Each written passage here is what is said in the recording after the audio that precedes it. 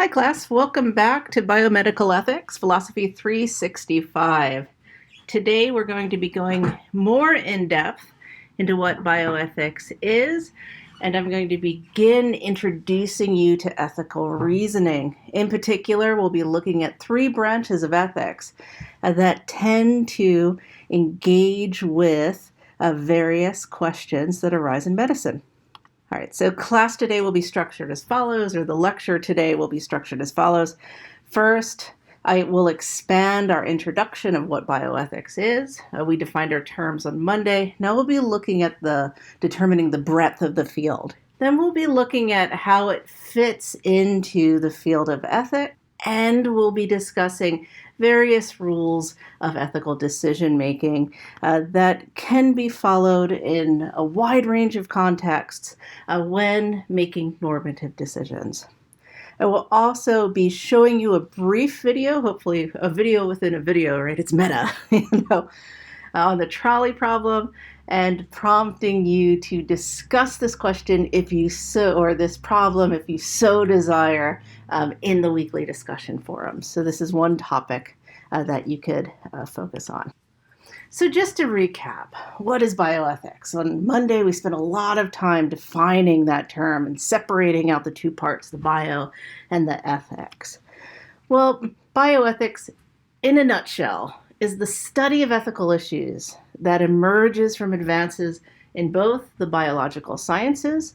Hence, as we'll discuss, research ethics falls firmly within bioethics, but also within medicine itself, and the clinical setting falls under the purview of bioethics. Now, this includes a broad swath of topics, ranging from debates over the following, and these are some of the most contentious issues that we as a society, some of the most contentious issues that we as a society are grappling with today. So bioethicists tarry with issues of life and death, such as those concerning reproductive rights, abortion, and euthanasia, the allocation of healthcare resources. When we have limited healthcare resources, how best should those be allocated? How best should those be given out to various different populations? Should we prioritize the most vulnerable? Should we prioritize medical professionals? Who should be prioritized in these situations? The young or the elderly, right? The right to refuse medical care. Today, in medical contexts, respect for autonomy or respecting a patient's choices is given utmost importance. But what happens when respecting a patient's autonomy could be harmful for that patient? How do we weigh our duties to the patient with or against our duties to do no harm?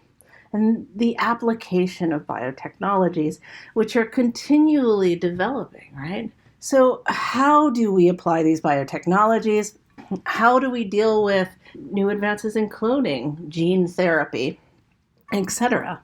What is good application? What are problematic applications? What are applications that we might want to limit or ban utilizing policy? Right? Or should there just be a pure, an open playing field? So bioethics in action, the reason why I had you look over that piece, even though it included a wide range of case studies and a few embedded videos, which I think were very important, is because it highlighted how bioethics subject matter encompasses or includes these controversial and weighty matters. And their list includes aid in dying, assisted suicide, cloning, abortion, artificial reproduction, genetic engineering, etc.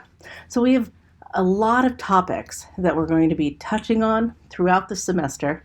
And indeed, each of these areas, issues of life and death, the allocation of healthcare resources, the right to refuse medical care, the application of biotechnology, we'll be talking about each of these in depth as we move into bioethics proper, move deeper into the field. In addition, it should be noted that bioethics is an interdisciplinary field, meaning that there are a wide range of different people from different perspectives and with different training that are professional bioethicists. including academic philosophers, physicians, sociologists, and nurses, social workers, clergy, lawyers, research scientists, doctors. The list goes on and on. So in addition to bioethics having this large swath of topics under its umbrella, it also draws from a wide range or several different fields as well. And that's important to note as we move forward. So we looked at the definition of bioethics, what bioethics is, and we looked at some of the topics that fall under the category of bioethics. And it should be noted, however, as we move forward, that bioethics as a term and as a field is very much contested at this particular moment. And why is that? Well, there's disagreement over what the precise limits of bioethics should be. The biological, the medical, these categories could expand or contract depending on what context we're looking at. So there's one camp that says, well, the field of bioethics should concern itself only with questions involving biology and medicine. We should focus on clinical ethics. We should focus on research ethics and questions that directly arise out of the biological sciences. And that is where bioethics should end. That should set the limits of bioethics. But there's another group that argues that the field should focus on a wide swath of questions beyond the medical contexts. So rather than just focusing on clinical and research settings, as human health can be impacted by where we live, by our transportation systems, by environmental factors such as potential contamination, smog, and whatnot, all of these environmental factors could be considered medical factors. Ergo, bioethics should include the environmental components of health. In addition, there's an argument that this could be expanded to food as well, as food is directly connected to health. So there's one camp that's saying we need to limit bioethics to largely the clinical setting and research setting, and there's another camp that wants to question that, broaden our scope, include social justice concerns as well. So how should we demarcate bioethics? Well, due to this raging debate, there are now 4 subfields in bioethics, and we'll be touching on each of these throughout the semester. We'll be spending a lot of time on the first, which is clinical ethics. So how do we make better ethical decisions in the clinical setting? We'll also be talking about research ethics. How best should we go about performing research in a way that's ethical and equitable to all of those involved? We have global bioethics, which has recently come to the forefront with COVID-19 and the pandemic. How do we work together as an international community to address medical concerns and medical crises? And then we have food/environmental bioethics. And this is the broadest category that falls under the bioethics umbrella. And this is looking at the environmental and nutritional impacts to health. So in a nutshell, you can define each of the 4 sub-branches as follows. Clinical ethics is the ethical analysis of the practice of clinical medicine, medical research, etc. So what goes on in the clinic? Research ethics looks at the research process, identifies ethical challenges and questions that arise in this context in both human and animal research. And we'll be specifically looking at guidelines that are put in place policy-wise at R1, Research 1 institutions, nationally and internationally throughout the semester. And in fact, bioethics as a field largely emerged out of concerns that research was being done in an unethical manner, at least historically speaking.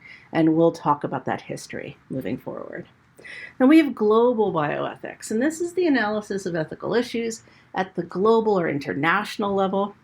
So as clinical trials move into international waters, what ethical standards should be in place? Should ethical standards be in place? Should we utilize the ethical standards where the clinical trial is being conducted? Or should companies be beholden to the ethical standards of their home country, right? Which standards should be in place and which should be honored? There's also issues concerning surrogacy and international surrogacy and the rise and development of non-governmental organizations and their push to provide adequate health care, not only in specific country contexts, but around the world, such as with Doctors Without Borders, for example. And we also have work on what an international response would look like to pandemics. And that falls under global bioethics as well. And then we have, as I said, the broader category of food and environmental bioethics. And we'll be spending maybe about a week or two at the end of the semester on this particular topic. But this is the analysis of contextual issues that impact both personal and community health. So food and environmental ethics very much draws from justice frameworks.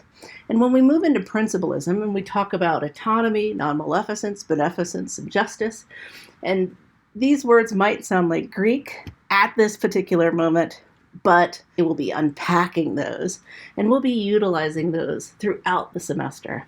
But that justice component of a bioethics approach encapsulates how, or forces us to look at how benefits and harms are distributed across populations. And environmental bioethics very much wants to look at that and argues that these larger societal distributions should fall within bioethics proper.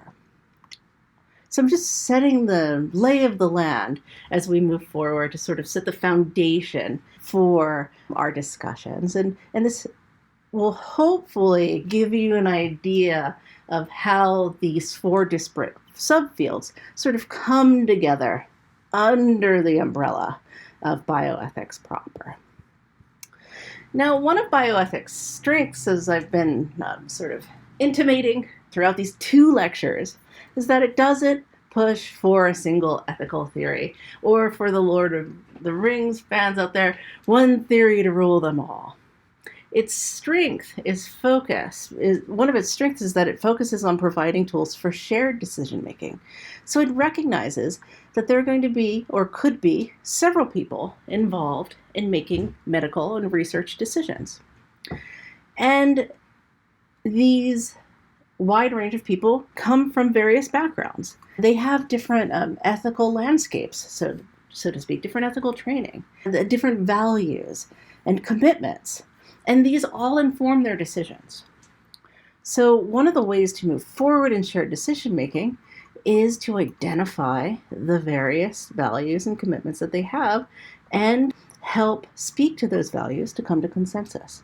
And bioethics recognizes that holding a single theory is not going to do the work that we need it to do in the medical context. So who are these stakeholders? Well, at the very least, we have the practitioner, or in many cases, the practitioners.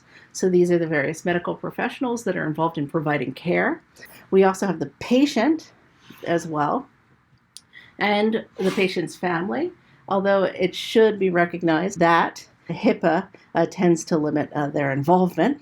And then in the case of healthcare policy, and in the case of determining what is acceptable or not acceptable procedures, such as physician-assisted suicide, etc., we have the public, and we have the policy aspect of bioethics that sort of demarcate or set the limits of what can or cannot be performed in a medical context. Right? Now, as I said, each of these stakeholders could have unique value profiles. And recognizing these values or ethical positions is important, and I can't stress this enough, for effectively addressing concerns and for alleviating conflict. Because at the end of the day, when you're making medical decisions, these are time sensitive often, right? You have to make a decision within a particular time period. And so it is important to alleviate conflict and to come to consensus as quickly as possible, but not to do so sloppily. Produce quality decisions in the limited time that you have for making those decisions, right? So balancing each of these decision-making groups and recognizing each of these values is key. But how do we do this? Right? That seems, okay, that's a very general broad swath, or a swath, Identify the values, speak to those, come to consensus. That seems great in abstract, but as anyone, or as many of you have probably experienced, I have 6 brothers, and coming to consensus with my 6 younger brothers can be quite a challenge, even on little things like where should we take mom for her birthday, right? It's like, Jared wants, to take her to Olive Garden, whereas Eric's like, Ruth's Chris. And I'm like, well, she likes when we cook for her, so let's do a home-cooked meal. And then, it just goes down from there. And that's something small. Or, well, not for my mother. But it's not in the realm of medical decision-making, right? So how do we do this? Well, the first component of bioethics, hence the ethics in bio, includes 3 different types of ethical theories. And these are important because several stakeholders will come to the table holding values that are aligned with one of these 3 basic positions. So being able to recognize these quickly is an important first step for speaking to, say, a stakeholder's values. So Western philosophy has over a 2,000-year history, identifying and motivating values and crafting ethics that are utilized to guide individual and social decision-making. Most moral theories focus on determining what actions are right versus what actions are wrong, or they focus on character. Why is so-and-so a good or admirable person? Well, this person is not so good or admirable, and leaves something to be desired. And virtue ethics, out of the 3 basic types here, is largely focused on character, whereas deontology, which literally comes from the root duty-based ethics, and consequentialist ethics, these are focused on determining whether or not an action itself is good or bad, or right or wrong, right? And these could provide us with general rules of thumb, and they often do, and they've been incorporated over the last 2,000 years into our general decision-making tools. All right, so let's unpack these. Deontological ethics, and we'll be looking at specific ones throughout the semester, are duty-based ethics.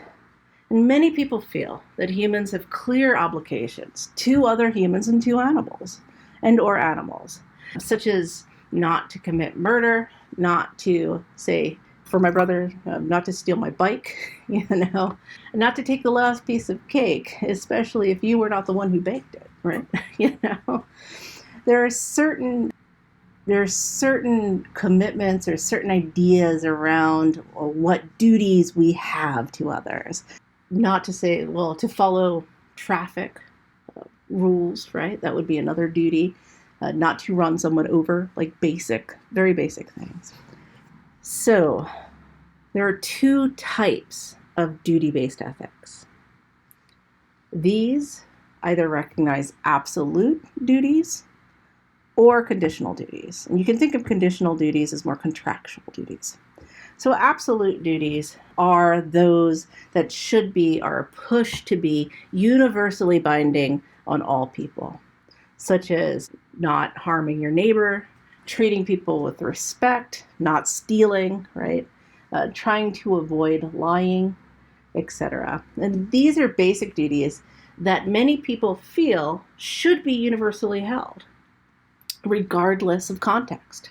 You shouldn't harm another person, regardless of what the context is, for those who hold duty-based ethics. You should avoid lying. You shouldn't steal people's cookies, right? Whereas conditional duties largely focus on contractual duties. They're the result of contracts or agreements between people. Or animals, in the case of Turtle. So this is my dog, Turtle, and if I promise, it's an if-then statement. If I promise Turtle that I will take her out on a walk, then I have a conditional duty to take her on a walk. Right? So people who hold a deontological view that focuses on conditional duties recognize or argue that contracts and promises should be respected. And we have an ethical duty to stick to our word, so to speak. If I promise my dog to take her for a walk, then I need to do so. Poor Tortuga, right? So when a stakeholder evokes this is my duty, or it's your duty not to lie to me, or it's your duty to follow the traffic laws, right? If they're evoking this duty-based language, then they are signaling that their decisions are being guided by very strong moral convictions that they hold. Now, commonly accepted duties that you might find, that stakeholders might hold, include fidelity, loyalty. There is this idea that you should be loyal to family and friends, right? Family and or friends, or keeping promises. There are typically strong moral convictions concerning lying, right? Or conditionals. If you promise to do something, then you should do it. A person is judged by the quality of their word, right? Like a person who holds that is very much holding a deontological position. To respect others, or in the case of medical ethics, right there in the medical code, to do no harm. You shall not do harm to others. And beneficence, to benefit others. So deontological ethics, it's an abstract name. It seems like it's a very theoretical position. But when we start looking at the beliefs and values that people hold, they play, this type of ethic plays an important role in decision making, especially in the medical context. All right, so we have deontological ethics. Now, another type of ethical theory that plays a key role in guiding people's decision making and in medical context is consequentialist ethics. Now, it's very common for people to determine their moral responsibility by weighing the consequences of their actions, right? So if I'm driving down the road and, goodness to Betsy, a dog runs out in front of my car, just to keep with the dog theme, and I accidentally hit the dog, that is a consequence, right? So for a consequentialist, then that would be a morally problematic situation because I brought about a negative consequence, which was harming the dog, right? So for consequentialist ethics, what you want to do is weigh the benefits and the harms of any action. And the action that brings about the greatest benefits and the least amount of harms is the action that you want to take. Now, there are three types of consequentialist ethics, depending on the scope of what you think is of moral considerability. There's ethical egoism, which is one of the oldest ethics, born out of the Greek tradition, where it's all about you. When you weigh the consequences of an action, you weigh the benefits and harms to yourself, right? And you do that action, which brings about the greatest benefits and the least harms to you. An ethical egoist would argue that that is the ethical action to do. And we'll be discussing this later on as an ethical theory, and curious to see if you think this should hold or not, or if you think we should have a larger societal ethic, right? But for an ethical egoist, the number one person in an ethics situation is the individual. Then there's ethical altruism. And an ethical altruist will argue, well, you know what? Don't worry about me. Really, it's about everyone else. I should not be included in the ethical calculus. And my mother comes to mind in this particular situation, or, a grandmother, one could argue, where they're always doing everything for their grandkids, and they might be sacrificing their own happiness or benefits that could come to them for the benefits of their grandchildren. That would be an example of an ethical altruist. So when you weigh the benefits and harms, the right action is that which brings about the greatest benefits and the least harms to other people. And then there's utilitarianism. And utilitarianism plays a major role in determining healthcare policy, at least in the context of the United States and in certain European countries, etc., as well. Now, the utilitarian argues that everyone should be included in the calculus in determining what the best action is, right? Yourself, others, and in the case of Peter Singer, non-human animals should be included as well, right? So then you would weigh the benefits and harms, and the right action would be the one that brings about the greatest benefits and the least harms to everyone. Okay, so we've looked at what bioethics is. We've sort of kicked the tires, and we've discussed what the limits of bioethics should be, although we'll be coming back to that question at the end of class during our final week, because I'm curious, after we explore these 4 sub-branches, I want to see if you agree with the first camp, that bioethics should largely fall within the medical and research context, or if you agree with the second camp that argues that bioethics needs to be expanded as a discipline. And I'm honestly on the fence, so I'm interested to see where you guys lie, so to speak. And we've also looked at 3 general categories of ethics, and this sort of sets the stage for the specific ethical tools and theories that we'll be discussing throughout the first couple of weeks of class before we move into clinical ethics within, I believe, the 3rd week. Now that we have base set, or this foundation set, I just want to briefly take the last couple of minutes to introduce you to a rough and ready 5-step model for ethical decision making. And you can utilize this in your discussion posts, etc., or in any context. So the first step in making ethical decisions is determining whether or not there is a problem, right? So if you have a sense or a feeling that something is wrong, then it's important to stop and analyze whether something is wrong. So there's an argument that emotion is sort of the forerunner of rational decision making, because your emotions oftentimes tell you whether or not a situation is acceptable or whether or not there's a problematic component of a situation.